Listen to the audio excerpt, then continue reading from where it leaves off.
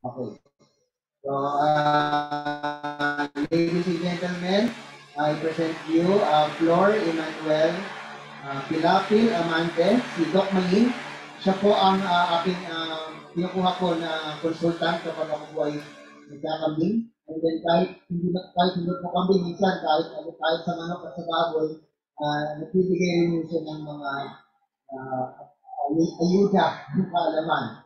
So, ito po ay kaibigan ko namin.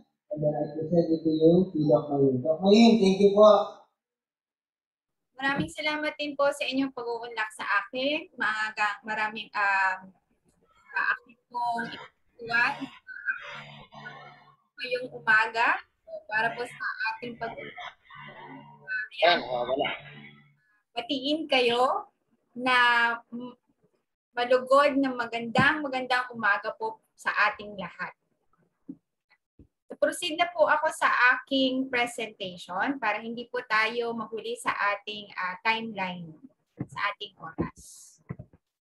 So meron po tayong dalawang paksa na pag-uusapan ngayong umaga. At ang una po muna ay itong basic na goat racing. Malaman ko lamang po, sino na po dito ang may alaga na o dati pong nag-aalaga ng mga kambing? Mag-feedback lamang po sa chat box. Ilan po sa lahat ng ating mga tagapagtanong ngayong umaga?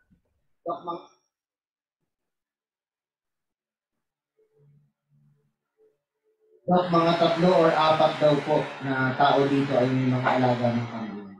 Okay. Ilan po ang participants natin ngayon? Ang participants po natin ngayon, 25 po. Pero yung karamihan ho dito, 21. Yung 4 po ata dyan ay naka-online po. So 4 lang po ang online. Pero dito po ay naka-face-to-face po yung 21. Dito po sa farm. Yes, nakikita ko nga po yung dalawa, naka-online po sila. Okay? So maraming salamat sa inyo pong feedback. So sa ng paksa, general lang po muna ang ating pag-uusapan. So ang nahihingi po kasi sa akin, ating tatalakayin sa inyo ngayong umaga ay based animal health or animal management. Focus po sa mga kambing. Kaya ito po yung naisip kong mumungkahi at ipapakita ko sa inyong presentation ngayong umaga. Okay, so basic lang po ito muna, tapos mamaya po yung pangalawa natin ay ang mas madibdiban na pag-aaral at pag-usapan natin ang mga sakit na at paano manatili na sila ay laging sigla. Okay po? Okay. Po, ang sinasabi natin, scientific name po, Caprechircus po ang tawag po. So sa English, yan po ang tinatawag nating goat. So paano po natin ito maihihiwalay sa mga tupa? So kadalasan po ang kanilang buntot ay manipis. Sa ilalim po niya ay wala pong buhok. Okay? Kaya yan po yung isa sa mga katangian nila. Yung iba naman po, meron silang manas. Okay? So yung tinatawag natin na beard. Kahit po sila ay babae, so hindi kailangan na ang lalaki lang ay meron nung beard. So kahit po yung babae, posible din. Depende po kung ang kanilang naging breed ay yung mabalahibo. Okay? Kadalasan po ng mga kambing ay meron silang mga sungay. At kung meron naman silang sungay, ito ay manipis lamang. Okay, kumpara sa tupa, medyo makapal, tapos pabilog.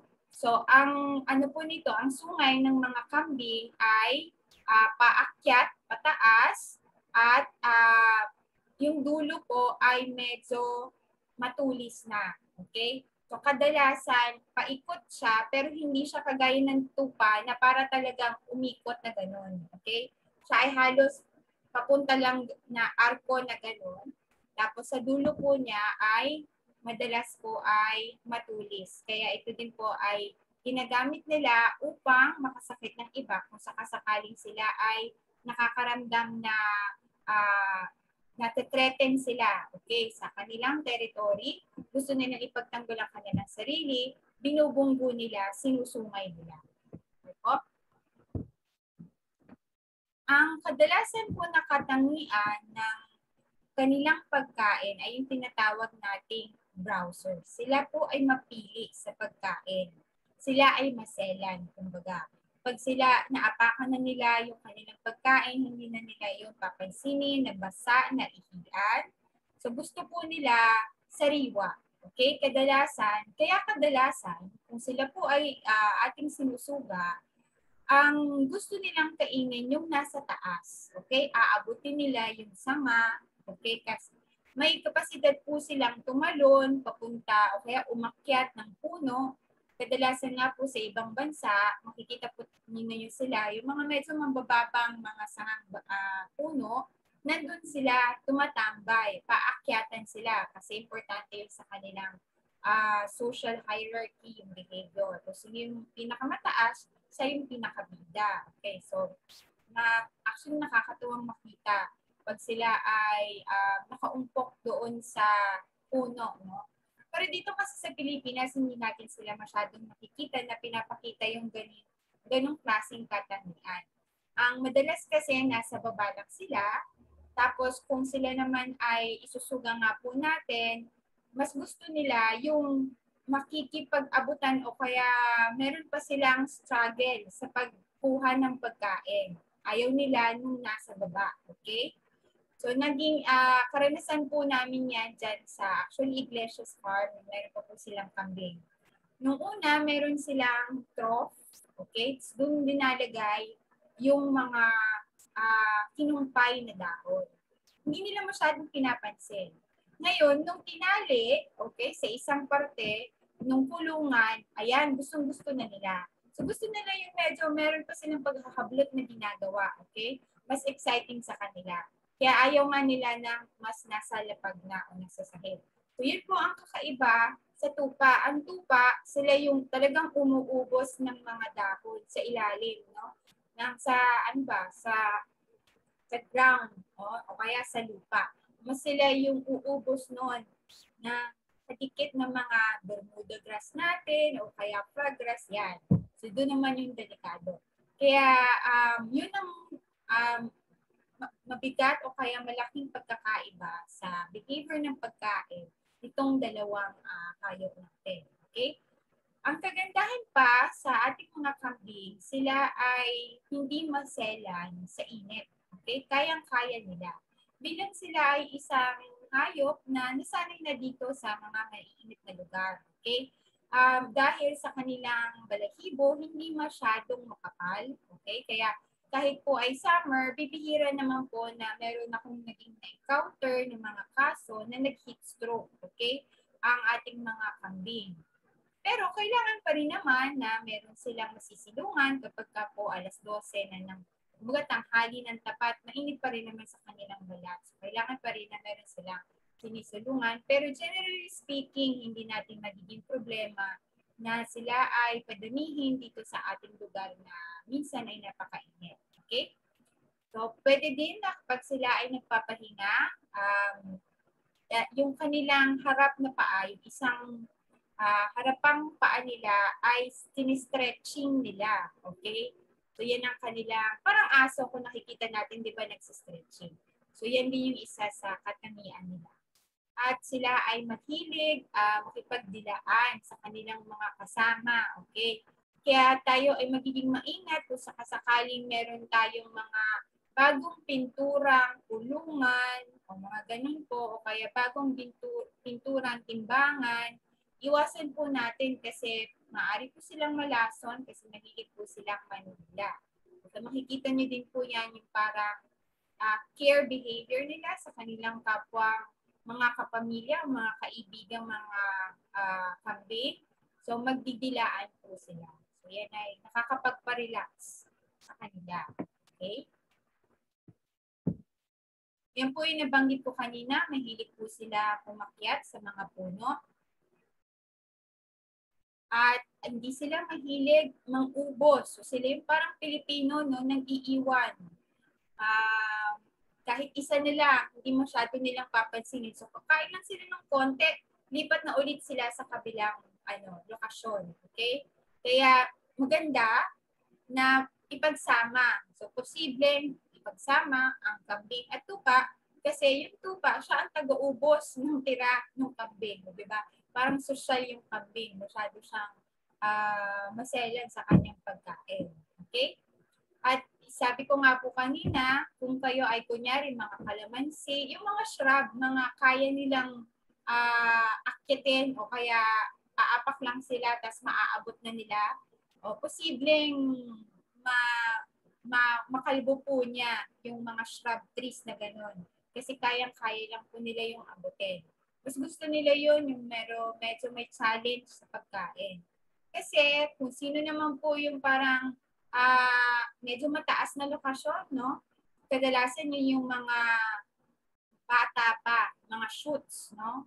O mga young pigs. So yun ang gustong-gusto nilang kainin. Okay? Kasi yung mga nasa baba na, yun na po yung medyo mas matatandang dahon. So hindi na nila yung masyadong pinapansin. Okay? Patungkol naman po sa pagbubulugan, so ito po ay conservative lamang. Okay? Conservative na maaari po natin silang ma-breed 2 times a year. So ang kanila po kasi pagbubuntis ay 5 months. So pag 5 months po, di parang 10 months na po ang nakuha natin. Tapos magre-rest po sila ng 1 to 2 months bago po yung sunod na panganganak. So conservative kaya ako sinabi in terms of sa international standards po kasi, ang talagang inaasam na po na breeding number o kaya yung dami ng pagpanganganak ay 5 beses sa 2 taon. Okay? So parang lalabas siyang 2.5 per year. Okay? So yun talaga yung goal na po sa ibang bansa. So dito po sa Pilipinas, kasi meron po tayong kanya-kanya namang mga pagsusubok. So hindi po natin pa ito na-attain. Okay? Bibihira po na meron akong na-encounter ng mga farm na kaya na po nila yung 5 breedings or 5 kiddings per 2 years. Okay, so yun po yung ating goal. Madalas naman po, lalo na kung tayo ay merong barako, so dito naman po sa Pilipinas, wala pa po akong kakilala na nag-AI na po sa goats. Although meron na po dyan mga kliyente na nagtatanong na kung pwede po bang mag-AI, ganyan. Gusto nilang mag-AI, magpapapasok sila ng mga similya, ng mga kambing. Kaya yun po yung kumbaga future venture na pwede nating tingnan. Pero kadalasan naman po, paggamit po ng ating barako at sigurado po tayo na ang barako ay maayos. Okay, talagang medyo matanda na siya, alam na niya yung gagawin niya, maganda na yung similya na binibigay niya. Talagang madali lang po makuha itong 70% na pregnancy rate. Okay? Kasi kadalasan naman po, alam na po ng barako kung ano ang kanyang gagawin. At sila na po yan hahanapin na niya kung sino yung in-hit na dose o kaya nanny goats, tapos bababahan na niya. Okay? I-monitor lang po natin kung kailan po yun nangyari para hindi po tayo mahirapan, para malaman kung kailan po talaga manganganak yung inahin. Okay? Pagka ang inahin naman po ay nanganak na, so kadalasan po ay hinahayaan natin sila na magkasama upang makainom na maayos ang kanyang kid o kanyang anak. Okay? Hanggang sa 8 oras. Tapos, dun sa isang araw, no, ang importante po kasi sa unang 6 na oras ng pagpapanganak, makainom po siya ng colostrum o yung paunang gatas na galing sa inahin. Kasi yun po ay mataas sa mga immunoglobulins. Okay? So, nakakatulong po yun at yun ay importante para maging malayo sa sakit at masigla ang kanyang anak. Okay? So kadalasan naman po, lalo na kung ang inyong operasyon ay magiging gatasan o dairy. So pwede po natin silang hayaan hanggat sa 4 na araw. So magkasama sila. Umpisa na pang 5 na araw, pwede na po natin silang ihiwalay. Tapos iha-harvest na po kasi natin yung gatas galing dun sa inahin na nakambing, gagatasan. Kasi po yung ibebenta. Okay? Tapos, yung pong umpisa sa pang-5 araw, yung naman pong anak ay ating papadedehin na lang po ng timplado na gatas. Okay? Mas maganda po na gamitin natin yung talagang pangkambing o pangtupa. Kung wala pong available, pangbaka. Okay? Okay? So sa aking karanasan, yung pong milk replacer na pangbaboy, nakakabuhay pero payat po ang kakalabasan ng ating mga kids. Okay? So hindi po maganda yun kasi sila ay mababansot. Pag nabansot po sila, marami na pong pwedeng mangyari. Hindi mabubuntis, malapit sa sakit, mga ganun po. Okay? Kung sakali man doon sa, kung sakali naman na hindi naman gatasan ng ating operasyon, na nagpapadami lang para sa karne, pwede yun sila magkasama hanggang sa 2 buwan. At kadalasan naman po, ang pagdedede ng anak sa kanyang inahin ay 14 seconds po. Bawat pagkakataon na siya ay dumidede sa kanyang inahin. Okay? Para po sa ating operasyon na nagpapadami tayo, pambenta, pangkarne, ito po ang mga iba't ibang klase ng mga pagkain na papupuntahan ng ating alaga. So yan ay kilawin, papaitan, kaldereta. Okay, so may iba pa pong products o byproducts. Yung sinasabi nga po nating gatas, sabi ko po kanina. Ngayon po nauuso na ang gatas ng kambing ay mataas po kasi ang nutrition kumpara sa gatas ng kalabaw at baka. So, siya yung mas pinakamataas. Kung alam niyo po yung isang vet pharmaceutical company, ang alam po sila ang FEI from Feluch. Okay? Sila po ay merong kambingan sa Rizal at para ito ay gatasan yung kanilang mga kambing para gawing milk replacer para sa mga tuta. So, isa na po siyang lehitimong market ngayon. At hindi lang po para sa kumpanyang yon. Marami din po ako nakikita kahit po dito sa Batangas, dyan po sa may Palemery, ganyan. Yung pong mga nag-aalagang kambing, kinukuha nila yung gatas, binibenta nila as fresh. Okay? Fresh na milk po, hindi powder. Doon po sa mga breeders ng aso. Pinapadada po doon sa mga tuta. Okay, so yan na po yung isa sa mga nangyayari ngayon. At dito sa Pilipinas, hindi nga lang po sikat, pero sa ibang bansa, sikat na yung po kanilang balahibo. Wait lang po. Okay. Wait a minute. Okay. At kanina pong balahibo ay ginagamit po para maging damit o kaya yung fur o kaya yung scarf. Okay? So, yan po. Bago po ako magpatuloy, maaari po sana humingi ako ng 5-minute break po lamang kasi meron pong kailangan lang po akong asikasuhin.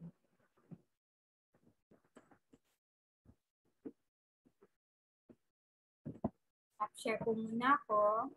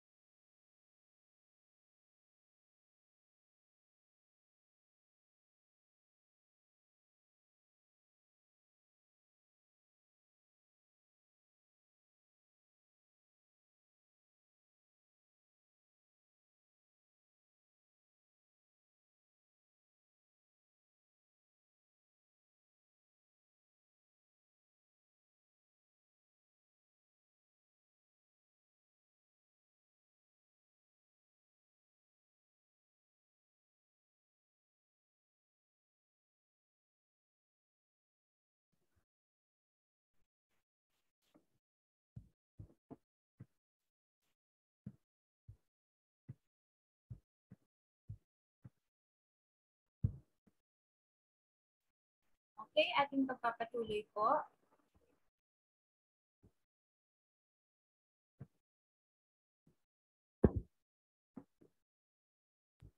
Okay po, Doc Maying, please, pwede na po.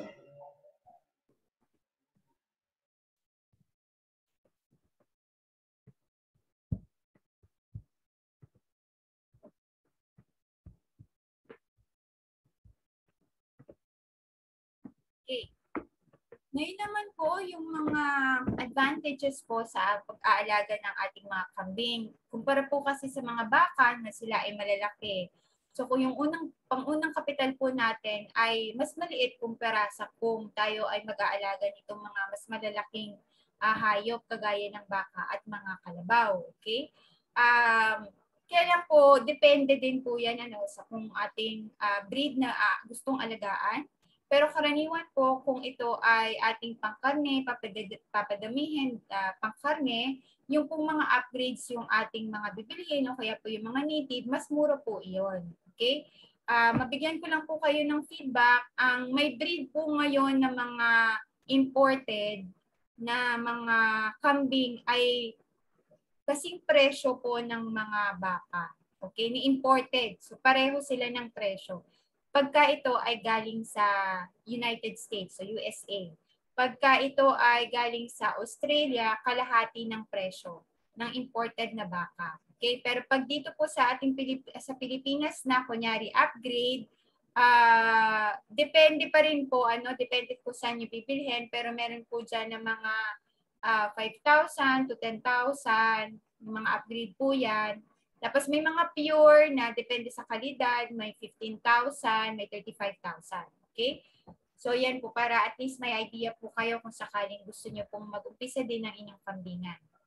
Ang pangalawa naman po na advantage nito ay pwede nyo po siyang gawin na kasama ng inyong mga tinanim. Okay? Pero syempre, kailangan po, kung kunyari meron na kayong coconut farm. Kagaya po dyan sa Iglesias Farm, di ba meron na po siyang mga coconut. Kaya maganda po yung lugar na kagaya ng ganyan, na maglagay pa din po ng ibang hayop, kagaya ng kambing o kaya tupa. Pwede nyo po siyang ipagsabay. Okay? Pero kung kunyari meron kayong taniman na mababa lang, yun medyo delikado yun. Kaya kailangan lagyan nyo po sila ng harang para hindi sila makain ng ating mga alagang kambing. Kagaya po ng meron kayong kunyari cucumber, kagaya din po dyan, mga lettuce ni sir. Kailangan naka-house sila, nakabakod kasi pag yan ay napasok ng kambing, wipe out. No? So kaya yun po yung mga considerations na kailangan nating isipin pag tayo ay maglalagay po ng mga kambing sa ating property. Okay? Pwede po natin i-convert into high-value products, kagaya pong nasabi natin kanina. So, hindi lang meat, okay? Hindi lang yung basta meat na live natin ibebenta. So, kung kunyari gusto natin mag-process ng sarili natin, gagawa natin ng marketing na maayos para mas maging higher value yung ating meat na ilalabas, okay, sa ating farm. So, parang kagaya ng concept ng Iglesias Farm, no? Farm to table. Okay, tapos yung high quality meat, high quality processing din, yung high quality packing din ang ginagamit para mas maging aim is yung ma-market niya ng mas maayos. Magkaroon ng higher value yung products. Okay? Same goes din po sa gatas. Pagka linagyan po natin siya ng mas magandang teknolohiya, di mas haba po yung shelf life ng ating gatas. So kaya pwede natin siyang i-convert sa keso, i-convert sa beauty products. Okay? So dahil yung gatas kasi ng kambing ay kaunti kumpara sa gatas na maibibigay ng baka.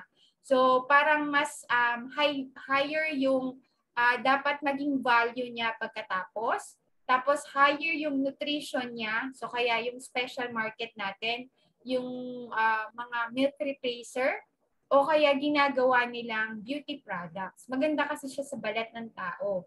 Ginagawang lotion, ganyan. Tapos, yung mga special na taong may sakit sa balat, kung mga skin asthma, ganyan, mas yun ang pinapagamit po sa kanila na sabon, goat's milk, o kaya yung lotion na merong halo ng goat's milk. Okay? So, isa po yan sa high-value products na bebenta po talaga siya ng mahal sa ating market. Okay? At ang sumunod naman po dyan na advantage ay mas maiksi na panahon bago maibalik yung ating investment. No? Similar po yan dun sa initial investment kumpara sa pag-aalaga ng baka dahil mas maiksi yung kanilang pagbubuntis. So sa isang taon, meron ka ng posibleng kung tig-iisang-isa na pagpanganak lamang, dalawa, okay? At most, dalawa sa isang taon. Kumpara sa kung ikaw mag-aalaga ng baka o kalabaw, isa lang po yan ang pwedeng maging anak nila. Yung normally, hindi po twins, isa lang po ang pwedeng maibigay sa inyo sa isang taon. Tapos, pag sila naman ay walang buwan na, okay, kadalasan po sa babae, sila ay pwede ng bulugan. Okay? Hindi kumpara po sa mga baka at kalabaw, aabot po ng 1.5 years bago sila ay maging sexually mature para maging bulugan na. No? Pwede nang buntisin ng mga barako. Okay?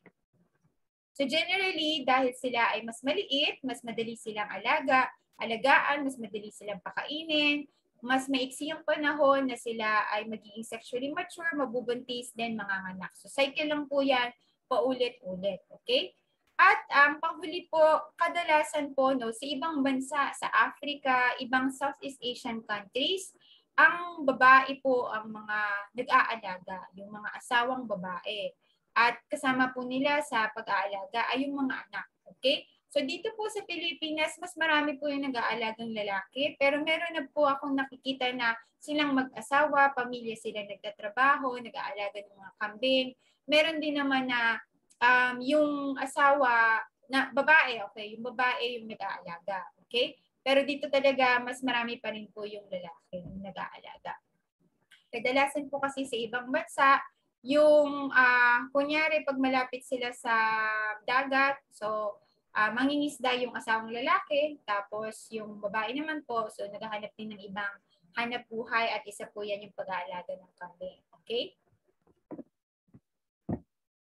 O, yan na po yung mga nasabi ko kanina. So 8 months, mabilis po sila na lumaki at maging sexually mature. At posible madalas makakuha tayo ng twins. Okay? Meron nga po akong isang farm na pinupuntahan ngayon at kasi napakain namin ng maayos. Tapos alaga po sa vitamin supplementation, buwan-buwan, namomonitor namin ang paglaki. Nagbibigay po sila ng triplets to quadruplets. Okay? Tapos may times na medyo napabayaan ay bumalik po sa pa isa-isa, mga singleton ng inaanak, no? So malaki po talaga ang epekto sa dami ng ibubuntis kung sila ay ma-monitor po natin ng maayos. Marami po yung mapapakain natin na masustansya at natitingnan po natin ang kanilang paglaki. Talagang highly monitored. So magbibigay din po yan ng balik sa atin na maganda. So marami po ang maibibigay ng mga anak. At kung yan ay mga triplets o quadruplets, so siya nga naman sa isang taon, marami po agad ang ating magiging inaalagaan. Okay? So yan po, shorter gestation period of 150 days o kaya 5 months. So similar po yan, o halos kapareho ng sa tupa. Okay, so sa tupa. Pero po sa baka, no, sila po ay 9 months, kagaya po ng tao. Ang pagbubuntis po nila ay 9 months. So medyo mas mahaba po siya. And posible din po na sila ay gatasan din sa loob na 5 buwan. Pero hindi ko po masyadong i-advise na isasagad natin kasi po mas maganda po yan sa pangalawang buwan na siya ay ginagatasan. Maganda na po dapat ang kanyang pangangatawan para po ay siya ay maaari na ulit mabuntis. Okay? Magsa-cycle na po ulit yung kanyang ovaries o kanyang mga ovaryo para po mabuntis na din po ulit siya agad. Tapos kung siya ay buntis na, pagpasok po ng pangatlong pagpapagatas po niya, di dapat po 1 buwan bago siya manganak ay pahinga na po para naman po hindi apektado yung kalidad at dami ng gatas niya sa susunod niyang panganganak. Okay? Hindi po mahahayaan na short change o kaya malulugi yung susunod niyang batch na anak dahil sobra namang natagtag siya sa pagpapagatas o pagpapadede dun sa nauna niyang mga anak. Okay? Pero kung sakaling hindi kayo yung uptight, yun po kasi yung sinasabi kong parang commercial way na pagpapalaki. Talagang punto and punto po ang deadline o dapat ganito, ganito, ganyan. Pero pag kunyari, carefree kayo, parang ganyan, pwede din naman po talaga na pagatasan natin. Tapos pagkatapos ng pagkagatas natin, di dun kasi kadalasan na pabalik yung kanyang pangangatawan kasi hindi na nga po siya nagagatas, maaari na siyang mabuntis. So, yun lang po yung maging mas matagal, okay, na pagdami ng ating mga alaga. Okay? So, yung first kid crop, dapat po, bago siya ay tumutong ng 1 taon, ay manganak na po, ay hindi naman sa manganak, buntis na siya, okay? Tapos malapit na siyang manganak, okay? So, naranasan ko din po yan kasi yung isang farm na pinupuntahan ko, bata pa, 4 months na buntis na, okay? Meron din 5 months na buntis na. Di ba sabi po natin, dapat 8 months sana, okay? Paano po nangyari yun? Kasi siksik ang kanilang pagpapakain. Yung sinasabi nating average daily gain o yung dapat na pang-araw-araw na itinitimbang nila o ibinibigat nila, nakukuha talaga. So sa ating mga upgrade po ng mga kambing, ano po yan, 160 grams. Pero pag tayo ay may mga imported na mga kambing, kagaya po Boer, yung mga malalaking imported breeds, at 225 grams po yan. Kung sila ay bumibigat ng 160 grams o 220 grams per day, talagang pag sila ay umabot ng 4 to 5 months, ang lalaki na talaga nila. So, yung kanilang reproductive system, yung mga ovaries nila, parang napaaga na pwedeng magbigay na ng itlog, no? Para ma-fertilize nung sperm galing dun sa barako. Kaya talagang naging posible na manganak sila na kahit sila pala ay 10 months pa lang. O kaya yung sinasabi dito, na first kid crop, posible talaga na kung kailan sila ay 1 taon o mas bata pa sa 1 taon. Pero kung ako po ay tatanungin, mas gugustuhin ko po na paabutin natin ng 8 months. Kasi po mas mataas yung pagkakataon na mas buo, okay? Mas hinog yung kanilang katawan, yung reproductive system nila. Mas hindi po tayo magkakaroon ng problema sa mga susunod na taon. Okay? At mataas din po yung pagkakataon na pag hinintay natin yung 8 months tapos mabuntis sila sa tamang pangangatawan, magbibigay sila ng twins, triplets, at quadruplets. Okay? So yung naging kaso namin dun sa farm na 10 buwan pa lamang, nanganak na sila, pa-isa-isa lang. Okay? Pa-isa-isa lang. Kaya ako ay i-recommend ko, hintayin po natin yung 8 months. Ngayon, patuloy na po tayo sa mga iba't ibang breeds na meron tayo dito sa Pilipinas. Okay? Meron pong napakasikat, syempre, yung ating native Philippine goat. Meron tayong Anglo-Nubian. Ito po ay dual kasi malaki siya. So, pwede siyang pangkarne. Tapos, maayos din siya magatas. Kaya mataas din yung pwedeng dami ng gatas na pwede nating makuha sa ganitong klaseng breed. Ang sikat na Boer na talagang napaka-brusko naman tingnan, lalo na yung mga barako. Sila ay para sa pangkarne, okay? Kasi talagang malulusog silang tingnan. Sa anin, ito yung parang very petite, parang masyadong feminine ang itsura. Pang dairy po yan. Okay? So sila yung parang mother of dairy, pinakamataas po na magbigay ng gatas. Yung Toggenburg, hindi po masyadong sikat dito sa Pilipinas. Iilan lang ang alam ko pong meron Toggenburg. Pero sa ibang bansa, layo na po sa Europa, napakadami po ng Toggenburg doon. So ito din po ang magandang pinagkukuhanan ng gatas ginagawa pong tsokolate. Okay, so sa Switzerland po kasi marami pong Toggenburg. Okay, and then next po is Alpine. Wala pong masyadong Alpine dito. Sa ibang bansa, sa Europa din po maraming Alpine. Doon din po siya nanggaling sa Switzerland. So medyo kasing pareho po siya ng itsura ng sa anin. Wag lang po tayong medyo malito. Yung sa anin po, medyo mas payat siyang tingnan kumpara sa Alpine. So may mga litrato din naman po tayong makikita mamaya.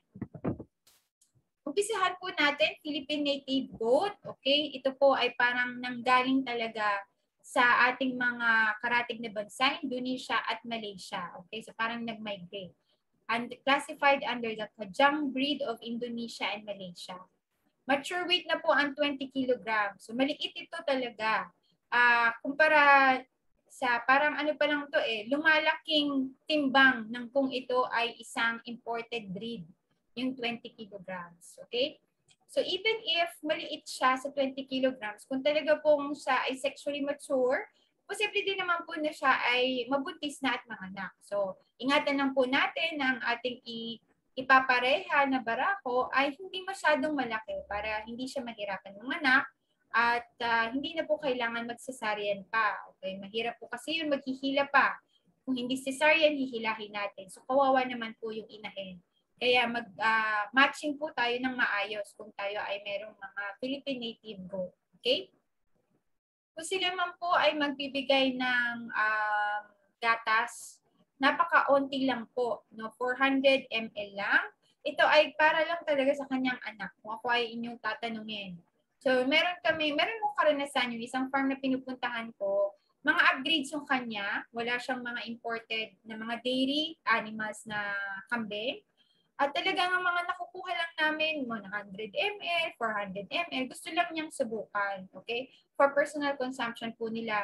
Kaya nagustuhan ng may-ari na kami ay magatas. So hindi siya binibenta. Kasi kakaunti po talaga mga upgrades lang po ng Philippine native goat, yung karamihan ng kanyang mga inaalagaan. Okay?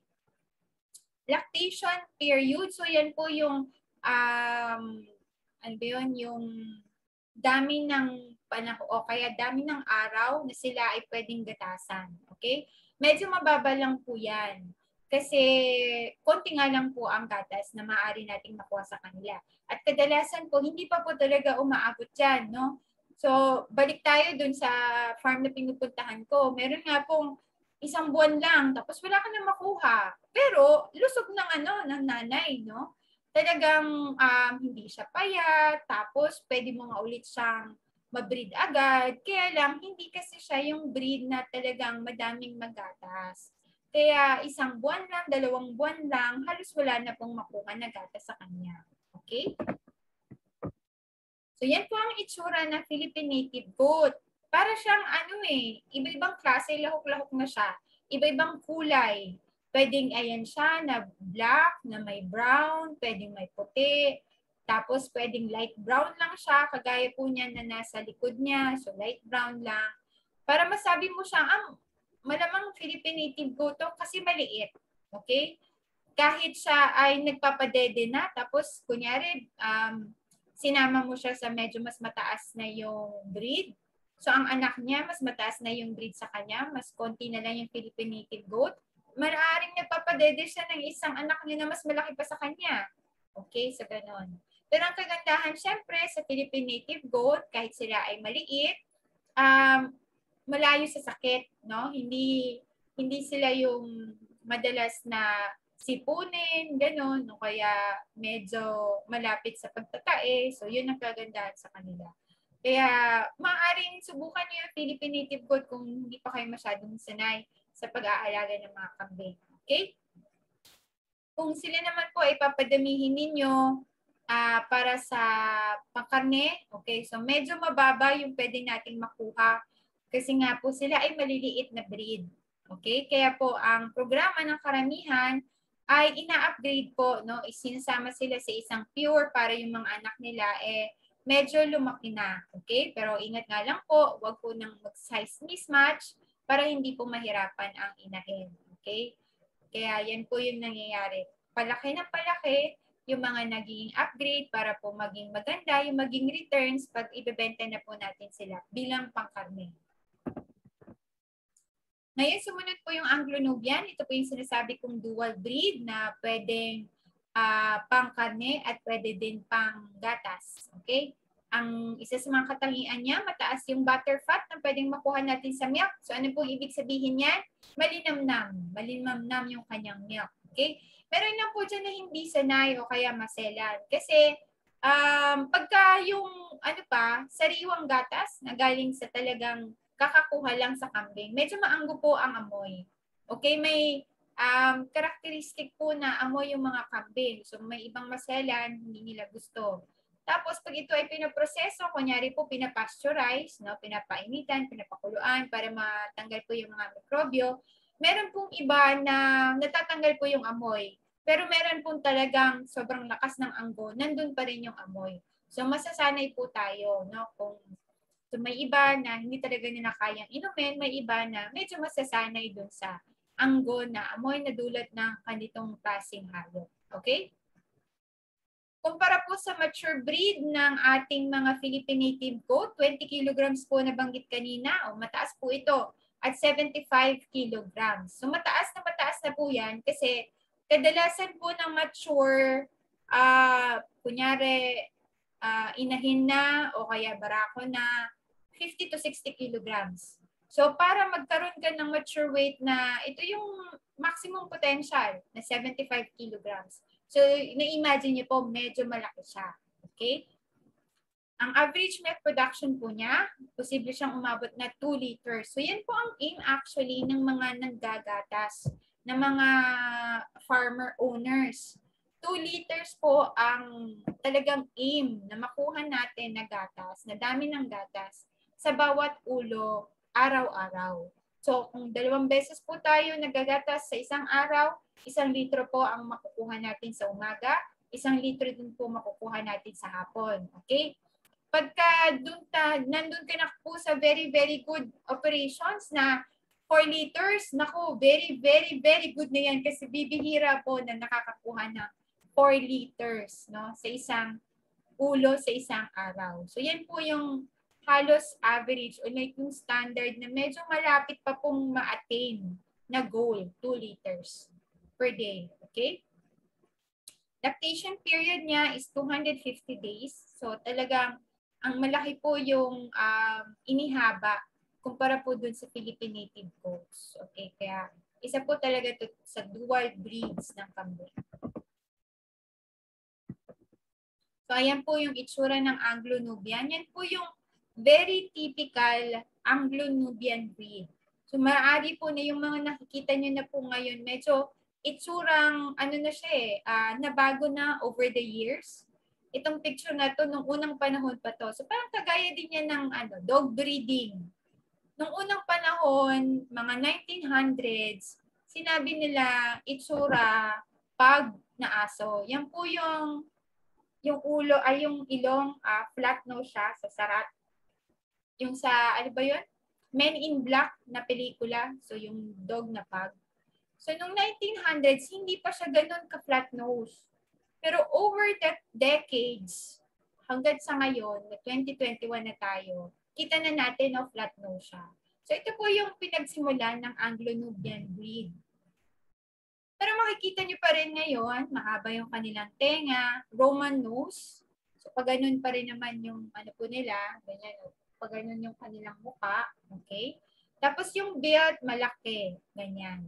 Pero posible pong nung nakikita natin ngayon, may iba po kasing variations, medyo mabalahibo na, tapos medyo light brown ng konti, okay? Pero karaniwan po ang kulay talaga nila ay black na may dark brown.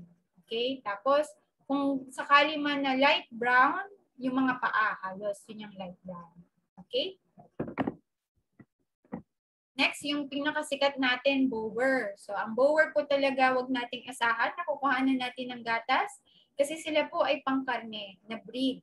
Talagang matitipon ng tingnan, mga brusko. Ang mature weight niya, 80 kilograms. Okay? Kung kayo po ay medyo familiar, yung sikat po ngayon na pakain ng mga kambing, yung rumsol. Meron silang alagang imported from Australia na bower. 100 kilos pataas. Okay, so posible talaga. Okay, maulit ko lamang po, ang average daily gain para sa bower ay 225 grams. Okay, so ang taas niya kumpara dun sa typical na 160 grams po. Okay? At kung papakainin po natin talaga sila nung sapat, talagang pwedeng-pwede po talaga nilang makuha itong 80 kilograms. Okay, so yan po ang ginagamit na madalas na breed upang i-upgrade ang ating Philippine native goat. So mahirap po na kunyari pure na Philippine native goat tapos haluan mo ng bower, mahirapan po ang unahin mga anak. So kailangan yung upgrade na muna. Kunyari, na ilang beses na rin na upgrade. Tapos yun yung isama mo sa pure. Kasi medyo malaki na po yan. Okay? Hindi na yan masyadong mahihirapan po sa panganganak. Okay, average milk production, 1.5 liters. Dahil sa malaki siya, So pag siya ay nanganak, yung dede niya medyo malaki din, pero hindi pa natin yan hina-harvest para lang po yan sa kanyang anak na kailangan din para lumaki din ng tama. Okay? Lactation period is 200 days. So medyo mas maiksi siya sa Anglo-Nubian pero mas mahaba sa ating Philippine native goat. Okay? So pwedeng-pwede na, since hindi naman natin hina-harvest, kunyari hindi tayo gatasan na farm, no? Magkasama lang sila ng anak niya, so posible na kahit sila ay 4 to 5 months magkasama, pwede. Okay?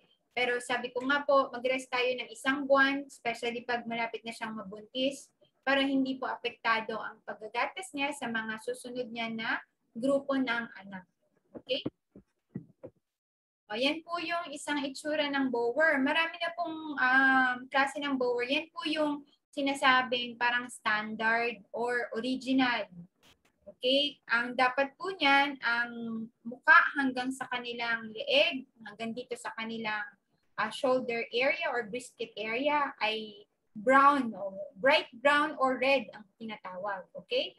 Meron na pong variation na pangalawa niya na all brown sila o all reddish brown ang itsura. So yan, tawag na po doon red bower. Tapos meron naman yung pangatlo, yung dapod, yung patse-patse, parang Dalmatian sa aso. Pero yung Dalmatian, di ba, black and white spots. So ang dapod bower, siya ay brown. Okay, so pinag-combine kasi siya ng red bower, tapos isang standard bower. So, red bower talaga yung kanyang coat, tapos meron siyang spots na puti. Okay, yan yung dapol. So, mas mahal po pag dapol. Inaabot po yan ng 300,000. So, mas mahal pa sa baka. Okay, 300,000 pagka galing po sa USA. Pero pagka galing po sa Australia, sabihin natin kalahati. So, 150,000. Ganun po. More or less. Okay?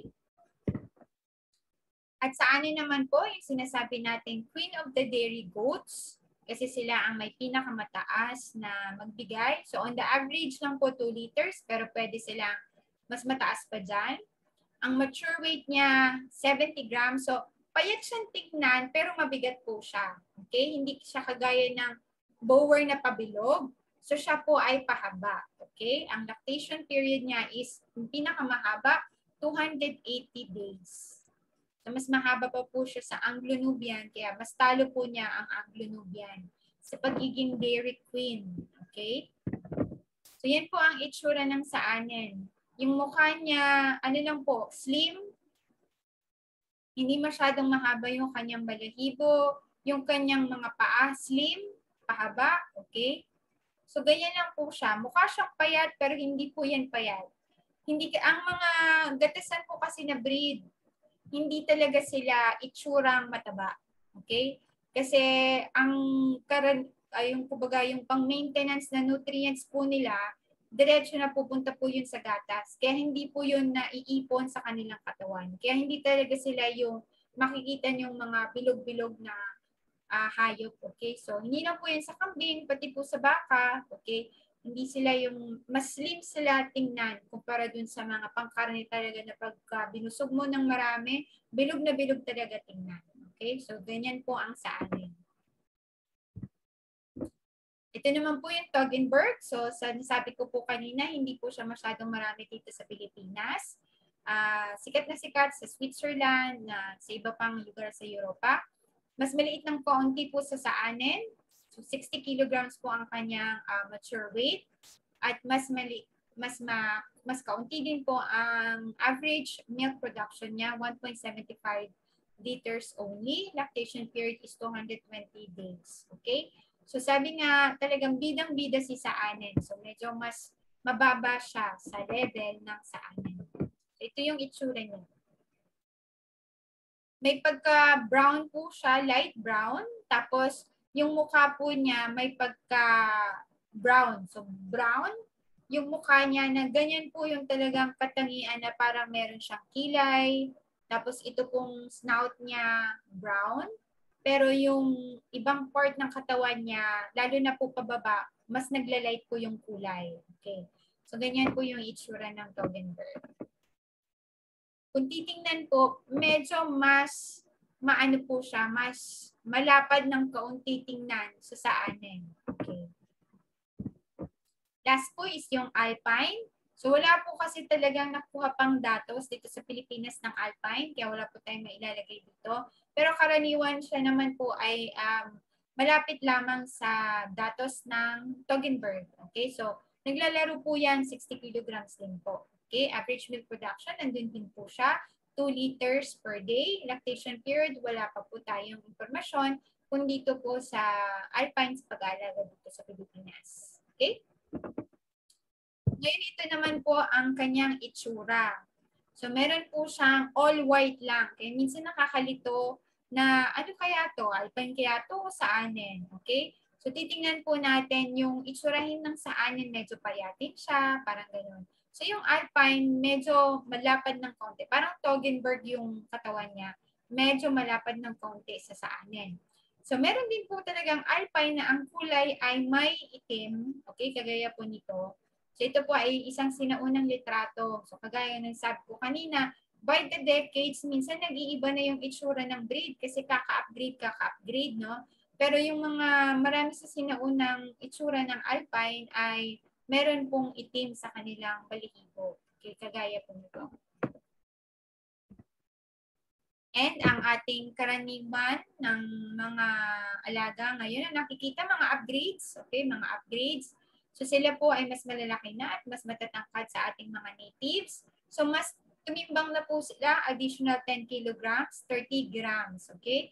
Pero meron pa po yan na medyo mas mabigat. Kung mas pina-upgrade pa po natin to pure, na kunyari bower yung ginamit natin, so mas tataas pa po sa 30 kilograms ang pwedeng maging mature weight nila.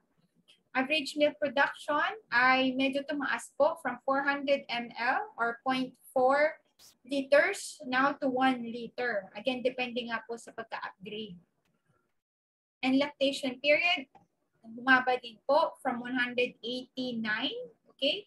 Now, ngayon po ay nasa 215 days na. So medyo humaba na din po siya. So tulong po yan ng upgrade, yung genetics coming from the tatay, karaniwan, no?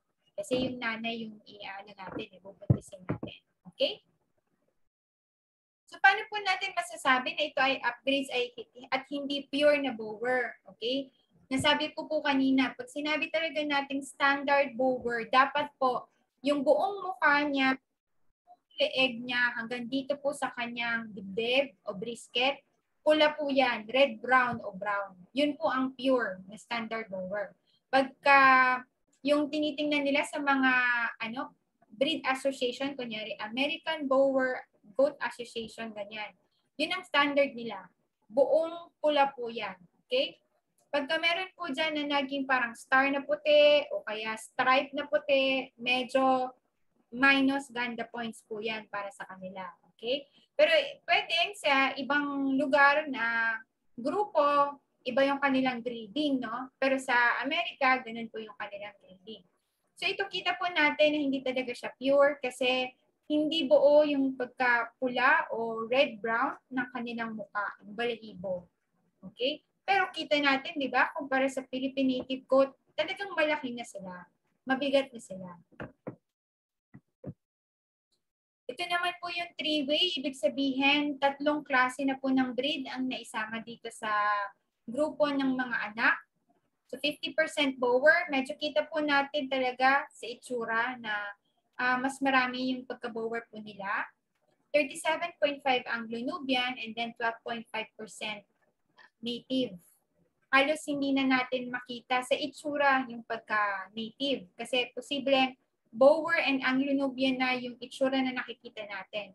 Pero yung pagka-native nila, posibleng malayo sa sakit, hindi masyado nahihirapan sa paghinga kahit mainit, medyo hindi masyadong kinakapitan ng garapata. Okay, so yun ang magandang katangian ng native na bakit yung iba, pinapanatili pa rin nila yung native breed sa kanilang mga alaga. So yun ang mga advantages.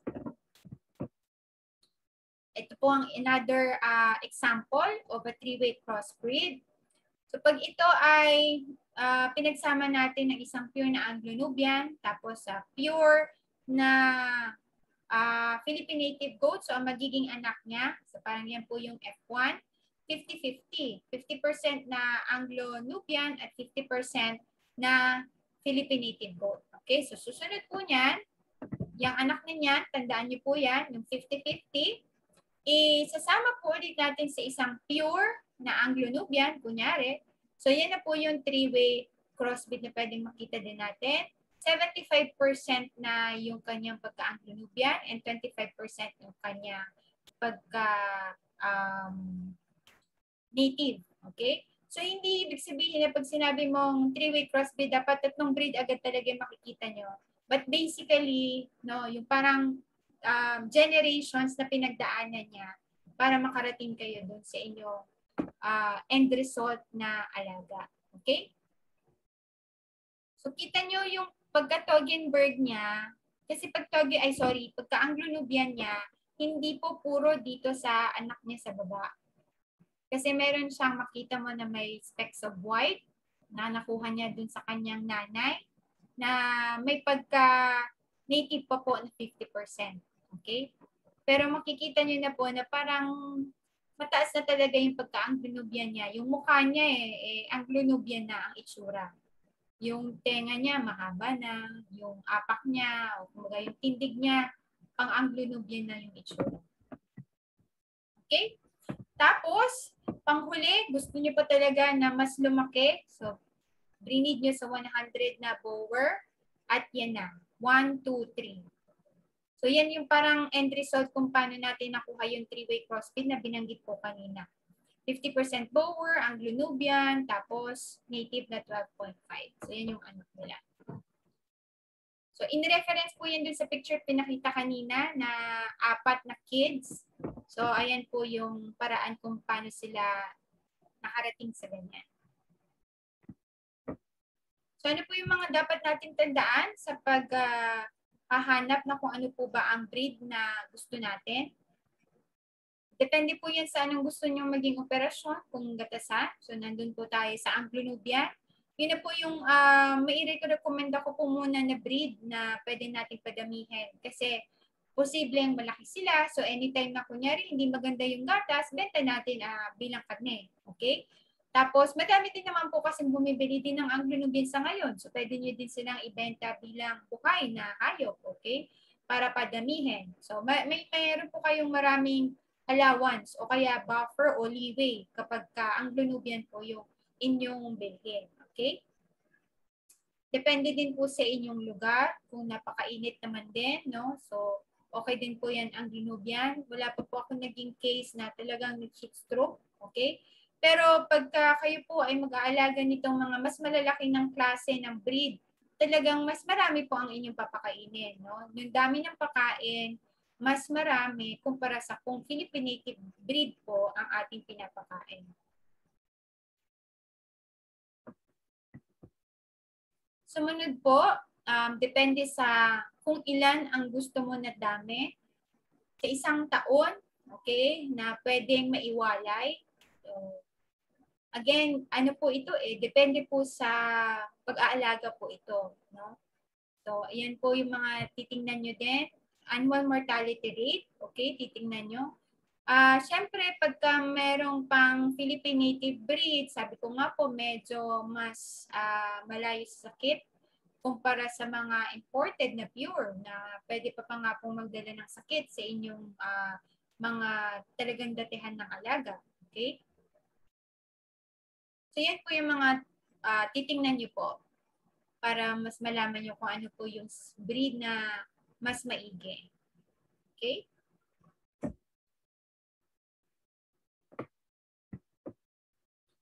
Ang mga inahin, so yan mga dose, okay? So kung kayo ay bumabalak na o nagbabalak na bumili, so mas maigi po na kasing klima nyo yung pagbibilhan nyo. Kunyari po, kayo ay nasa norte, okay? Tapos bibili kayo ng galing sa dito sa South Luzon.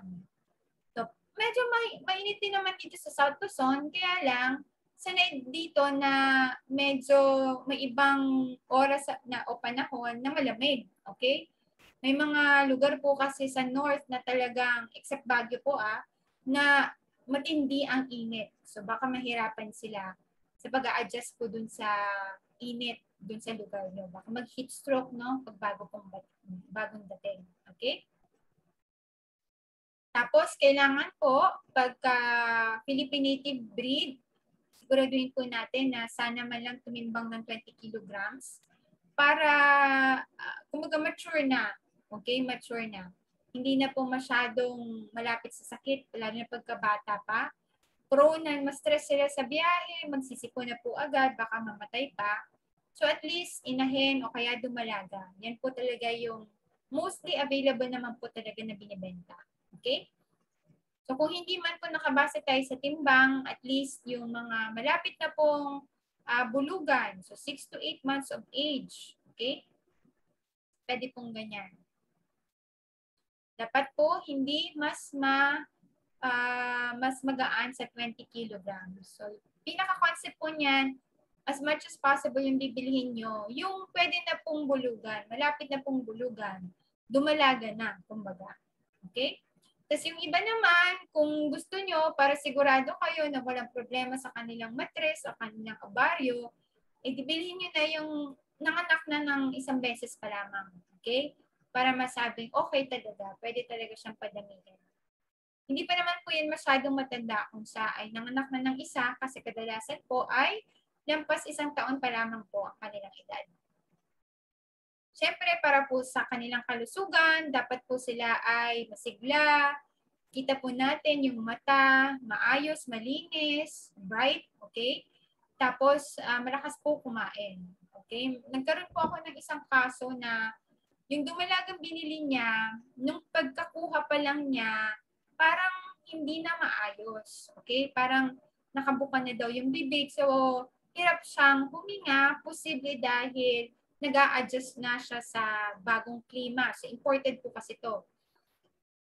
Lumipat dun sa kanyang bagong tirahan, okay, dun sa farm ng bagong owner, medyo sumama po yung pagkain niya. Okay? Tapos, nasabayan pa po ng hindi maayos na pagpapakain, okay, ng bagong may-ari. Nag-bloat po, okay? Nag-bloat yung kambing. Unfortunately, namatay. Okay? So, yun ang mahirap. Kaya kailangan po talagang tingnan nyo yung mga ganitong konsiderasyon para hindi po yun mangyari sa inyo. So sa pang-anyo, ano naman, yung physical characteristics po ng ating inahin, dapat tingnan natin straight. So makikita naman po yan kung merong problema, no, sa kanilang kaanyuan. Titingnan po natin yung dede, okay? Kadalasan po yan, marami akong nakita, apat yung utong. So hindi po maganda yun. Okay? Dapat dalawa lang kasi ang dede ng kambing o tupa. Dapat yung utong niya, isa lang sa bawat dede niya. So dapat dalawa lang. Okay? Ang tawag po doon sa sobra, extranumerary teats. Posibleng buhay, posibleng patay. Hindi lang po talaga siya magandang tingnan. Okay? And baka posibleng maging maging source ng trauma o kaya kunyari masabit sa kung saan, no? Kasi may extra pang teeth na hindi naman kailangan. Okay, so pag meron po kayong ganon at hindi naman po maganda yung kanyang performance, so mas maganda na lang po na hindi natin sila paramihin pa sa ating grupo. Okay, para hindi na po dumami sa ating mga alaga. Siyempre, normally, dahil gusto natin silang dumami, titingnan po natin ang kanilang mga ari. Ito ay dapat hindi masyadong maliit. Ito ay dapat patent. Ang sinasabi po niyan ay hindi barado. Okay? Kasi kung barado, di pa paano nga naman manganganak, no? Paano makakalabas. Okay? Paano din po siya mabubulugan. Tapos, good mothering ability. Medyo mahirap lang po ito talaga makita kung siya ay dumalaga. So, paano natin ito malalaman? Tatanong tayo, mag-i-interview po tayo dun sa dating may-ari na sana ay magsabi ng totoo na kung ang kanyang ina o ang kanyang inahin ay maayos din mag-alaga ng mga anak. Okay? Kung yung iba niyang kamag-anak, kunyari meron siyang kapatid, okay, maayos din mag-alaga ng anak. So, ganun yung pwede nilang nating makita para masabi natin good mothering ability. Kasi karaniwan naman po ng mga breeds, okay, lahat naman ay maayos mag-alaga ng anak. Okay, so talagang depende na lang po yan sa magiging pamilya, pamilya. Kaya meron din talagang maaring lumabas na hindi magaling sa pag-alaga ng anak. Okay?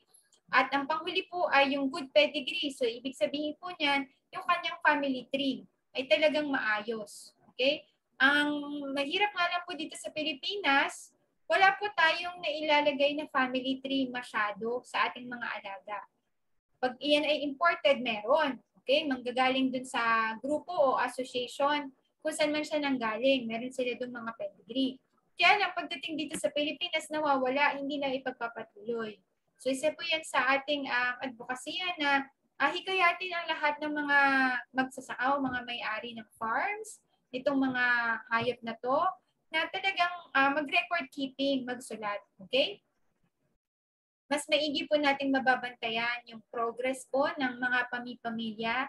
At syempre sa pagbebenta, magiging maayos po kung meron tayong maipapakita ng mga ebidensya o dokumento na pang pedigree o kaya yung mga health records ng ating mga alaga. Diba? Pwede tayong makasingil ng mas mataas na presyo dahil meron tayong ganitong mga klaseng mga impormasyon na maipapasa natin sa magiging bagong may-ari ng ating mga hayop. Ngayon naman sa ating mga barako, so ideally po ito ay progeny tested. Ibig sabihin, alam din po yung pinanggalingan niyang pamilya. Okay? Tapos, ang maganda pong binibiling barako, yung tested na. Yung meron na pong nabuntis. Okay? Yun naman yung kanilang performance record. Kung sila ay talagang functional box already, ginagamit na pangbulugan. Kasi pagka masyado pa pong bata, hindi pa po maganda yung kalidad ng kanilang similya. So, hindi pa po magandang sila ay maging bulugan. Pero, pagkalauna naman po, habang sila ay lumalaki, tapos sila ay nabibigyan ng mga inahin na bubuntisin o mga dumalaga na bubuntisin. So, mas sila ay gumagaling sa kanilang karanasan sa pagiging bulugan. So, yan lang po yung pagbibili tayo. Kung walang records, matanong po lamang kung sila ay nakapagbuntis na po. So, yan po yung isa sa characteristics o kaya standards. Ang mature age po ng mga bucks ay umpisa po ng 10 months. So, mas medyo matagal siya ng 2 buwan kumpara po sa mga babae. Kaya kung tayo ay bibili, yung medyo mas mature na siya from 10 months. Kasi dun medyo nakadepende po yung kalidad ng similya nila. So at least 1-year-old na po yung nakalagay dyan. Okay? So gaya po ng progeny testing o kaya family tree na sinasabi, yan yung sinasabing good producing line. So galing sa isang pamilya na talagang kilala na maayos ang mga nagiging miyembro. Okay? Madaming mag-anak o kaya mataas magatas, tapos madaming nabubuntis. Okay, so yun yung production line. At maaari lamang po yan malaman kung tayo ay kikip po ng ating mga records. Okay? Ito ang dami o kaya ang ratio na ginagamit po natin para malaman na tama o hindi masyadong napapagod ang ating barako. So pag ito ay medyo matanda na, sanay na sa kanyang ginagawa, pwede po tayong magsama ng magpahanggang 25 na babae, inahin man o dumalaga. Pag ito po ay junior pa lamang o mas bata pa, so a little more than 1-year-old po, bawasin po natin na hanggang 20 heads lang po, 20 females ang isama natin sa kanila. Okay? Makikita niyo po yan na pagka sila ay sexually mature, talagang payat. Pag sila ay nagtatrabaho, sila ay payat. Kaya kailangan din po nila ng sexual rest. Okay?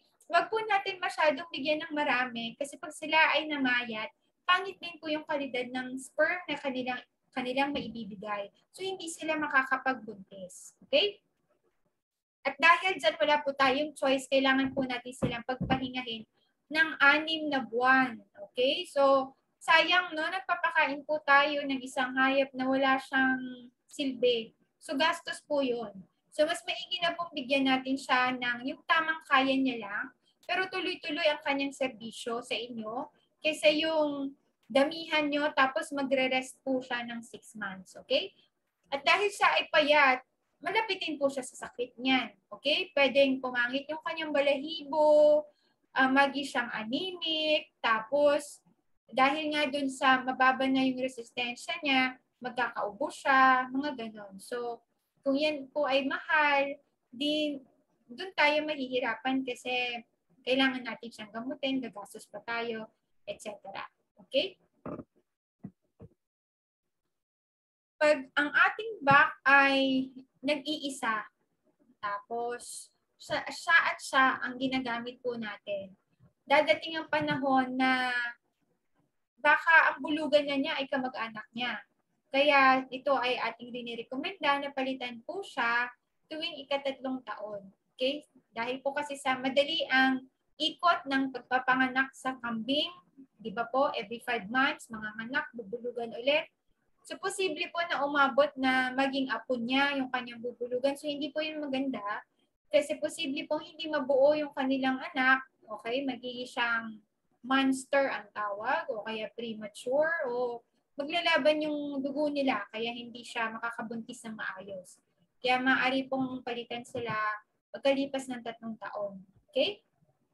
Kailangan titingnan natin talagang very healthy, shiny coat. Okay? So, yung coat po ang isa sa pinakahuli na lumalabas na katangian kung talagang ang hayop ay maayos ang nutrisyon. Okay? Siyempre, titingnan natin walang physical deformities. Hindi dapat pilay, siyempre, hindi dapat maiksi ang isang paa. Kasi pag sila ay sumampak, karamihan ng kanilang bigat ay mapupunta sa panglikod nilang paa. Kaya kailangan talaga na malakas, okay? Walang pilay. Tapos, hindi mababa ang kanilang calcium sa katawan para hindi brittle ang kanilang mga buto. Okay? At syempre, bilang isang barako, kailangan very, very active siya. Tapos aggressive siya sa paghahanap ng mga inhit na mga dumalaga at inahin para kanyang sasampahan. So, malalaman po kasi nila yan eh. Medyo madali lang po pag meron tayong barako sa ating grupo kasi siya na po yung maghahanap kung sino po yung in-hit na animals natin. Ang gagawin lang natin ay talagang titingnan, imo-monitor kung sino po yun na nahanap niya at sino po yung nasampahan niya. Okay? So, pagtingin naman po sa testicles, kailangan po dalawa, syempre. No? Yan po yung kumpleto. Pag meron po tayo nakitang isa, tawag po doon ay cryptorchid, no? Monorchid, kasi may isang naiwan sa loob ng tiyan niya. Makakabulugan pa po yun, kaya lang yung ganyan pong characteristics, genetics po yan, na ipapasa po yun sa anak. Kaya hindi din pong maganda. Okay? So yung dami ng sperm na ilalabas ng isang monorchid na barako ay kaunti. Kaya yung kumbaga yung pagkakataon na mas makabuntis siya is mas mababa kumpara sa kung kumpleto po ang testicles ng ating barako. Okay? Yan po titingnan natin. Yan. Pagka-bower, malalaki po talaga yung kanilang paa. Kasi nga po mabigat sila. Kaya kailangan strong yan ang kanilang mga paa. So, yan po yung shiny coat. Makikita po natin yan kumikislap-kislap. Shiny. Talagang pag naarawan mo, maganda yung may effect, parang gano'n, tingnan. Pagka rough coat, magaspang siya paghawakan. Okay? Tapos yung iba po, meron pong parang dandruff o nagsiscales. Pag dairy type naman po, syempre titingnan natin, wow, posible pala magkaroon ng ganyang kalaking dede, yung kambing. Posible po. Pero lalo na po pagka talagang yung saanin ang ating breed, no? So wag po tayo masyadong mag-expect kapag ka Philippine native breed o kaya upgrade na medyo mababa pa, na ganyan kalaki yung magiging dede. So hindi po talaga posible. Okay, so pag titingnan naman po natin yung testicles, dapat po minimum of 25 cm.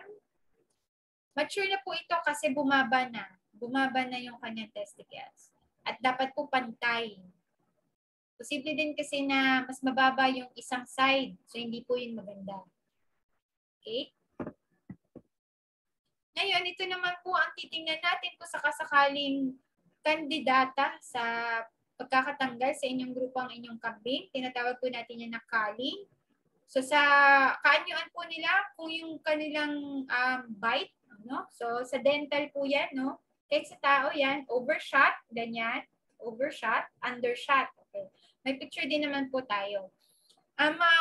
Yung mga extreme cases, okay, yung mga malalala, magkakaroon ng problema sa pagkain. Okay? Pero karaniwan naman, yung mild lang, wala namang problema, kaya lang pangit na siya tingnan. Kung kayo ay magbebenta ng mga live animals na gagamitin for breeding, so hindi po maganda na meron kayong ganitong mga klase ng kambing. Okay? So sumunod po yung sinasabi nating cryptorchid. Yan nga po yung testicles po niya ay naiwan sa loob ng tiyan. So pagbata pa po kasi ang mga hayop, nasa loob pa po yung iba, tapos bumababa siya ng bumababa, yung descent ng testicles. At pag sexually mature, totally dapat nasa baba na po yan. So pagka may naiwan po sa loob, syempre, maluluto lang po yung mga sperm noon, so hindi siya magkakaroon ng magandang kalidad ng kanyang sperm, hindi siya makakapagbuntis. Okay, yung sinabi ko po kaninang extra teats o extranumerary teats, posibleng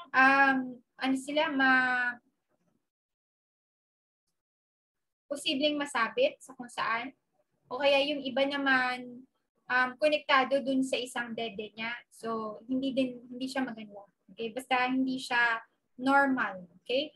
Sumunod po, syempre, may problema sa paa, twisted legs, okay, o kaya maiksi. So hindi siya maganda kasi pagka siya ay buntis, baka hindi niya kayanin yung bigat ng kanyang yung kanyang anak sa loob, o kaya kung siya ay barako, mahirap na siya pagbalanse pag siya ay sasampa na. Okay? For kid size, posibleng hindi natin naalagaan kasi yung nanay habang siya ay buntis. Kaya importante po na dapat alam natin kung kailan sila binulugan, para alam natin kung kailan sila manganganak, para maayos po natin ang nutrisyon ng mga buntis na ito. Okay? For maternal instinct, ayan, hindi niya masyadong inaalagaan ng kanyang anak. So bibihira naman po ito. Pero meron po tayong nakikita na ayaw talaga niya ng anak niya. Okay? Mas madalas po to sa first time ng mga inahin kasi hindi sila marunong kung paano alagaan yung kanilang anak. Okay? Tapos yung iba naman po, kahit malaki yung katawan, pero kaunti lang magbigay ng gatas. Kung ang operasyon ay paggagatas, so hindi maganda to. Okay? Pero kung dual naman ang inyong operation sa farm, pwede naman, especially kung malaki naman yung katawan, ibenta na lang natin siya bilang karne. Okay? Yan po yung itsura ng isang overshot jaw. So may napuntahan akong farm. Marami siyang overshot jaw. Okay? Sa mga meat type operations yung kanya. Pangit lang siyang tingnan. Okay? Ang severe naman po niyan, mahirapan na kumain, hindi maganda yung pagkain niya. Okay? Yung undershot, overshot, undershot, ganyan po. Okay, so may problema. So, imbitahan ko po kayo. Yan po yung aking mga social media accounts kung sakali po meron kayong katanungan.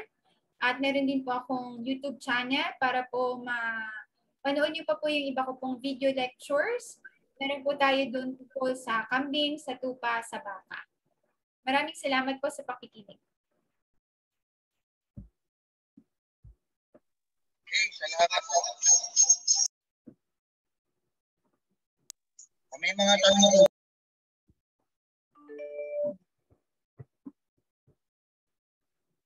Hello po. Ayan, Doc. Sorry.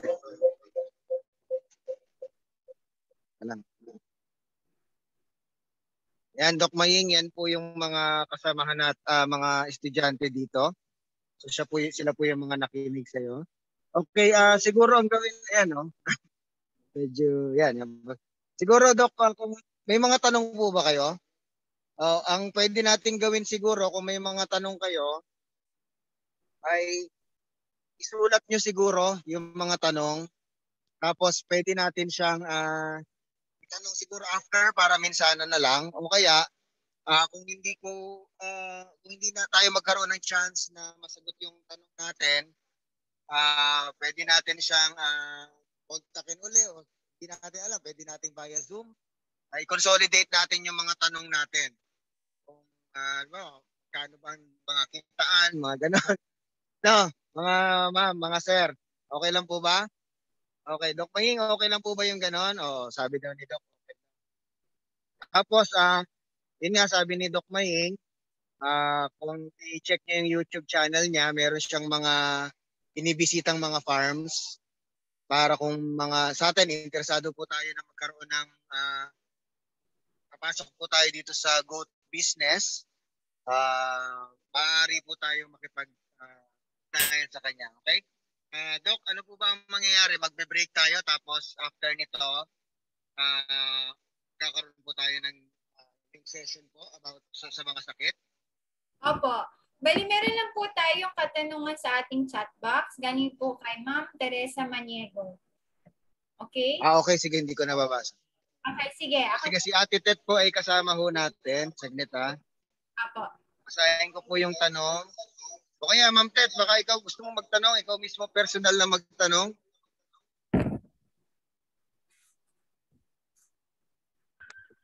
Doc, good morning po. Tanong ko lang kasi yung kambing na alaga namin, yung lalaki, parang lasing daw siya maglakad. Tapos yung mata niya parang naduduling. Pero okay naman yung pagkain niya, yung appetite niya. So, hindi namin alam paano i-address yung situation. Okay. Gano'n na po katagal ito na nangyayari? 1 week na, Doc. Okay. So, present case po siya ngayon? Opo. Okay. Posible po na hindi po kaya kulang sa calcium? Meron po bang calcium source na naibigay po sa kanya? Kagaya po ng apog? Medyo, yun, wala, Doc. Okay. So, meron po tayong part na i-discuss po sa second lecture about that. Pero sa tingin ko po, posibleng nagkukulang po siya sa calcium, kaya parang humihina po yung kanyang paglakad. So, yung kanyang mga buto medyo humihina. Kaya parang lasing, okay? Parang lasing.